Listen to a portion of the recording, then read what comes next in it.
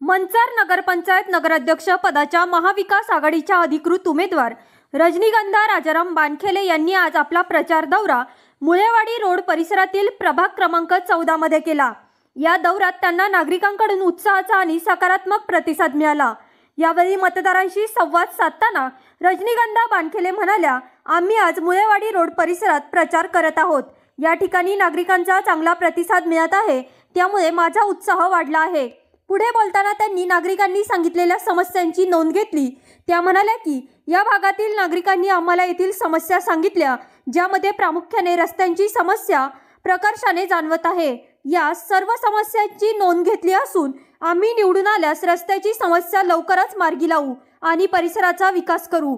रजनीगंधा बानखेले यांनी अखेरीस मंचरकरांना आवाहन केले की त्यांनी येत्या 2 डिसेंबर रोजी होणाऱ्या मतदानात महाविकास आघाडीच्या सर्व उमेदवारांना मतदान करून आपल्याला प्रचंड मतांनी विजयी करावे। तुम्ही आता मुळेवाडी परिसरात फिरत आहे, नागरिकांचा कसा प्रतिसाद आहे? नमस्कार सर्वांना, मी रजनीगंधा राजाराम बानखेले यांची मुलगी।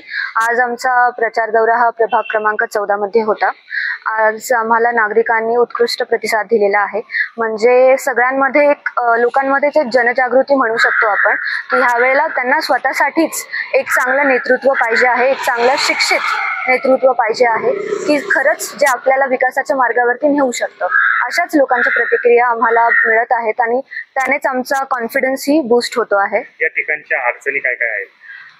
नागरिकांनी आज प्रथम समस्या म्हणजे त्यांच्या रोडची समस्या। हे जे आपण बघू शकतो, आता माझ्या मागचा जो रोड आहे तो एकदम खूप खराब आणि निकृष्ट दर्जाचा आहे।